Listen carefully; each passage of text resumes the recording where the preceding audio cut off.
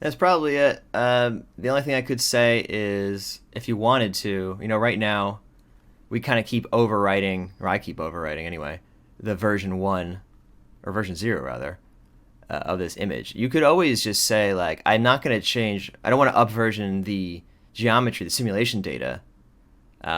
You could either, I think I mentioned this, you could either make a different version. You could have a sim version and a rendered version, which is maybe what we should have done.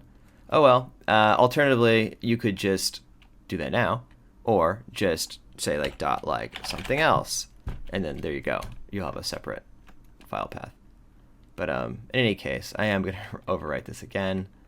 You know what? No, I won't. I'm gonna take my own advice and do. I'll make this the super high quality version. Just right now, just so we can take a look between the two. That might be fun. All right, so that's it. So we're gonna render it. We're gonna talk about it, and then we'll talk about the super high resolution sim stuff next.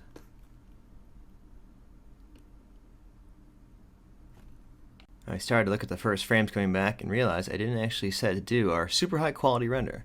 So make sure we do that. All right, now we'll render them. And there you go. So this is our nice high quality, super high quality rather.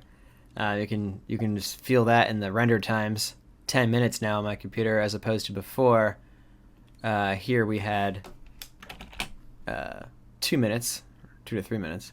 But, the old one, we had all this sizzling up here, and now we don't. We have enough samples now to make that look good. Similarly, the volumes and things here are nice and smooth and fully resolved. And here it's much grainier. So, But this is totally worth it to get it to look pretty good when you're doing our pre-renders. But anyway, so here's our final render. Yeah, looks super cool. What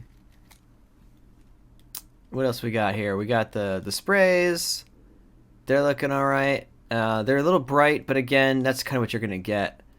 Anytime any water gets airborne, you're going to see it look like that. Like even over here, this kind of thing.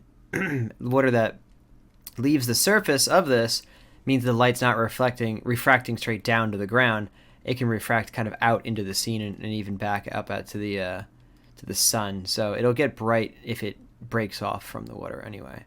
You can see that here too as it comes off of the rock.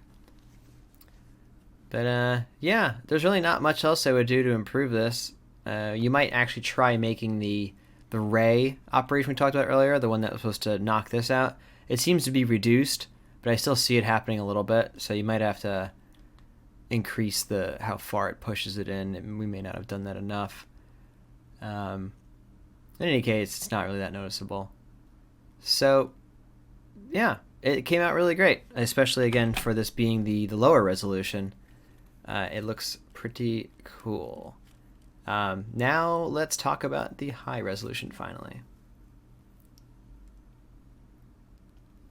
Widescreen version. Yeah.